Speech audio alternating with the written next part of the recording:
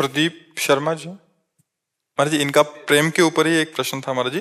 गुरुदेव, प्रेम तत्व के बारे में आप वो अन्य महापुरुषों के श्रीमुख से सुनकर वो आपकी कृपा से थोड़ा पता लगा कि ये प्रेम सर्वाधिक अलौकिक व दुर्गम प्राप्य तत्व है, जिसका वर्णन शब्दों से करना असंभव है। महाराज जी, मेरा प्रश्न है कि प्रेम इतना अद्भुत होते हुए भी इतना पंथ इसका कठिन क्यों है? ये पंथ वो तत्व अद्भुत सुख के साथ विरही वो प्राप्त होकर भी प्राप्त ना होने जैसा कैसे है? तन मन के बिछुरे नहीं, चाह बढ़े दिन रैन, कबहु संजोग न मानही, देखें भरी भरी नैन।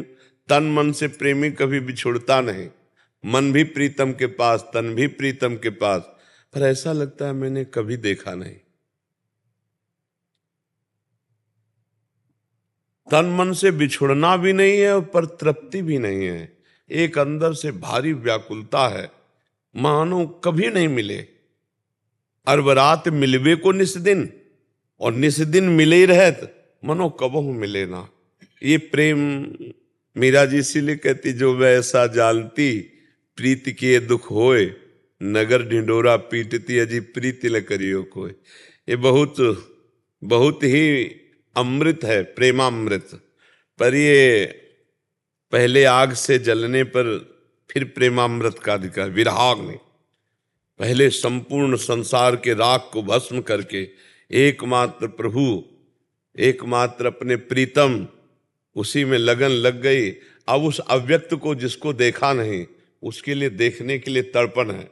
वो भाव में दिखाई दे रहा है फिर भी तृप्ति नहीं है। वो गले आके लग जाए फिर भी बिछुड़न की भयावह प्रवृत्ति बनी रहेगी कि ऐसा प्रीतम मिले तो बिछुड़ने का भय है, कभी दूर ना हो जाए। और इतने सुंदर हैं कि देखते हुए भी ऐसा लगता है कभी देखा नहीं, कभी अघा नहीं सकते। ये प्रेम प्रतिक्षण वर्धमान बढ़ता जाता है, इसलिए प्रेमी को कभी तृप्ति ही नहीं होती है। इसीलिए भगवान प्रेमाधीन कहे जाते हैं। सर्वतंत्र अजित स्वतंत्र भगवान को ऐसा प्रेमी अपने अधीन कर लेता है, बांध लेता है अपने प्रेम भाव से। वैसे प्रेम कठिन नहीं है, कठिन है संसार का राग छोड़ पाना। भगवान तो अपने हैं, संसार जो मायाकृत, जैसे ये शरीर है ये अपना नहीं है, ये पहले भी अपना नहीं था और कुछ दिन बाद भी अपना नहीं रहेगा, पर ये अपना लग रहा है। जब तक ये अपना लग रहा है तब तक भगवान का दर्शन और भगवान से प्रेम दो बातें नहीं हो सकती, इसीलिए कठिन है। अब इससे अपनापन कितनी जोर का, अपनापन की लगता मैं ही हूं ये, और जबकि पता है शरीर मैं नहीं हूं, शरीर मेरा है, पता ना सबको। लेकिन जब दर्पण देखेंगे तो आपको क्या लगेगा? मैं बहुत अच्छा लग रहा हूं, यही तो लगेगा ना। ये शरीर प्रतिक्षण नाशवान, प्रतिक्षण ये छूट रहा है, एक दिन छूट जाएगा, न पहले था न बाद में, फिर आप इसको अच्छा कैसे मान रहे हैं? ये तो परिवर्तनशील है। इस पर जब तक राग रहेगा तो भगवान से प्यार नहीं होगा। इसलिए पांचों भूले देह शुद्धि, जब देह के राग तब भगवान से प्रेम होता है, जब देह राग कम हो जाए। देखो संसार से भाग जाओगे, रिश्ते नाते छोड़ दोगे, किसी जंगल में चले जाओ, लेकिन इसका प्यार, शरीर का प्यार तो बना ही रहता है ना। इसको खवाना पिलाना, आराम विलासिता सुख भोग, इसका मान सम्मान, सब यही है नरक की प्राप्ति का हेतु। कहीं भी भाग जाओ, शरीर राग तो है, और शरीर राग अर्पित कर दिया भगवान को, फिर वो बंधनी हो जाता है, फिर वो भगवान से प्यार सहज हो जाता है। जाए ही न चाहिए कबहू कछ तो तुम सन सहज, कठिनता पूर्वक नहीं लिखा है, सहज से प्यार हो जाएगा भगवान से। सहज में चाहत मिट जाए अन्य, तो शरीर में जब तक हमारा अपनापन है तब तक चाहत नहीं मिटेगी, पक्की बात समझ लो। कुछ न कुछ मांग बनी रहेगी, और जब प्रभु से अपनापन हो जाएगा तो चाहत नहीं रह जाएगी, पक्की बात है। शरीर का प्यार चाहत ही चाहत संसार की, और प्रभु का प्यार चाहत का विश्राम। केवट जब प्रभु के चरण पकड़ रहा है, पा गया, तो क्या कह रहा है? अब कछुनाथ न चाहिए मोरे, नहीं चाहिए प्रभु से अपनापन, प्रभु का प्यार नहीं चाहिए अब कुछ। और शरीर से अपनापन, शरीर का प्यार मरते दम तक चाह नहीं मिटा सकते, नहीं। अगर भगवान से प्यार हो गया तो 5 वर्ष का प्रहलाद, 5 वर्ष के ध्रुव जी, कितने बड़े बड़े महापुरुष हो गए। भगवान के प्यार के बल से छोटे छोटे बालक त्रिभुवन विजेता को परास्त कर दिया। त्रिभुवन विजेता हिरण्यकश्यप परास्त हो गया 5 वर्ष के प्रहलाद जी के आगे। भगवान की भक्ति, भगवान से अपनापन, भगवान से प्यार। प्यार कठिन नहीं है, कठिन है संसार और शरीर का राग छोड़ पाना। और ये राग छूटा कि अनुराग प्रभु से हो जाएगा। और जब अनुराग हो गया तो उसकी मस्ती क्या कहना। सोचो, यहाँ का कोई बड़ा पदाधिकारी आपसे हाथ मिला ले, वो कभी फोन ना उठाए आपसे, पर आप गर्व में फूले रहेंगे, नहीं फूले रहेंगे कि अमुक पदाधिकारी हमारा, ओ अखिल कोटि ब्रह्मांडों का मालिक कह रहा है, अनन्यश्चिन्तयन्तो माम ये जनाः परिपासते तेषाम नित्याभियुक्तानाम योगक्षेमम वहाम्यहम्। हमें विश्वास नहीं हो रहा, हमें फूलन नहीं हो रही। कहाँ फूलन हुई? अभी संसार का कोई पदाधिकारी कह दे चिंता मत करिए जी, ये नंबर लीजिए, जब जरूरत हो फोन कर। और भगवान करे योगक्षेमम वहाम्यहम्, मैं योगक्षेम का वहन करूंगा। अगर भगवान से प्यार कर लो तो सच्ची कहते हैं निहाल हो जाओगे। तो बोले वो दिखाई नहीं देते हैं ना।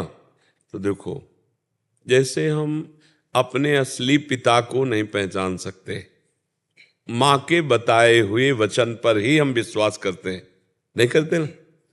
माँ कहती है तुम्हारे पिता, जिस दिन से कहा हमें कोई संशय नहीं हुआ और हमने मान लिया ना, तो हमने जान लिया ना अपने पिता को। अगर माँ ना बताती तो त्रिभुवन में कोई दूसरा ऐसा नहीं जो हमें बता सके मेरा पिता कौन है। असली में पिता का परिचय केवल माँ जानती है। ऐसे ही भगवान का परिचय गुरुदेव जानते हैं। अगर गुरुदेव के वचनों पर विश्वास हो जाए तो जैसे माँ के बताने पर पिता का परिचय हो गया, ऐसे गुरुदेव के बताने से इष्ट का परिचय हो जाएगा, भगवान का परिचय हो जाएगा। जो गुरुदेव नाम देते हैं, जो मंत्र देते हैं, जो उपासना देते हैं, हम अपना चित्त उनमें जोड़ें, बस फिर आनंद का अनुभव हो जाएगा। प्यार कठिन नहीं है, कठिन है संसार का राग त्यागना। भगवत प्राप्ति कठिन नहीं है, कठिन है भोगों का त्यागना, कठिन है शरीर से अपनापन हटाना। और ये हट गया तो भगवान तो अपने हैं, अभी भाग पड़ेंगे हम कहीं बंधे नहीं हैं, हम अपनी भावना से बंधे हैं। अपनी भावना को फैलाते जा रहे हैं तो बंधते चले जा रहे हैं। ये पत्नी, ये पुत्र, ये जीजा जी, ये मौसा जी, भावना फैलाते चले जा रहे हैं। और भावना समेट कर भगवान में लगा दें, अभी भक्त हो जाएं। संसार में लगा दिया तो संसारिक हो गए। प्यार करना भगवान से कोई कठिन नहीं है।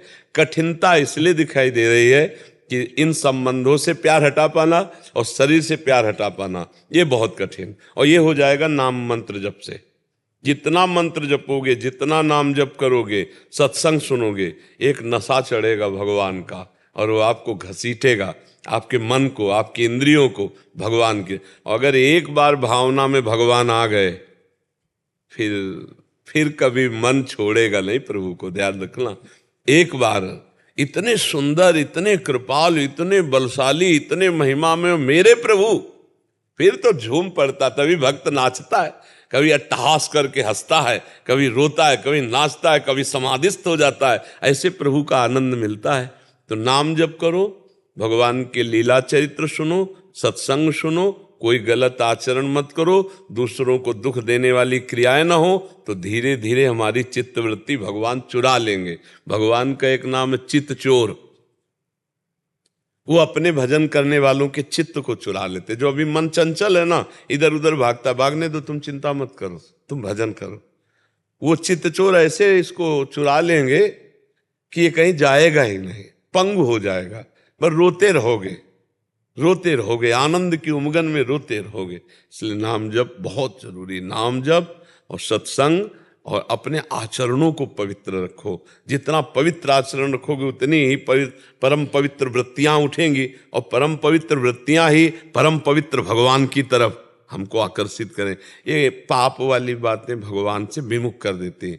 पापवंत कर सहज स्वभाव, भजन मोरते भाव न काऊ। और संसार में पाप की बाहुल्यता है।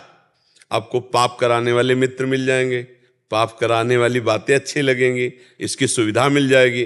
पर भजन कराने वाले मित्र मिलना, भजन की बातें सुनाना भगवान की तरफ, ये बहुत कठिन है। ये तभी तुलसीदास जी ने कहा है कि सुत दारा धन लक्ष्मी, पापियों के घर होए, संत समागम हरि कथा, तुलसी दुर्लभ दुर्लभ बात, दो बातें रखी गई, भगवान की लीला कथा और भगवत प्रेमी महात्माओं का समागम, उनका संग।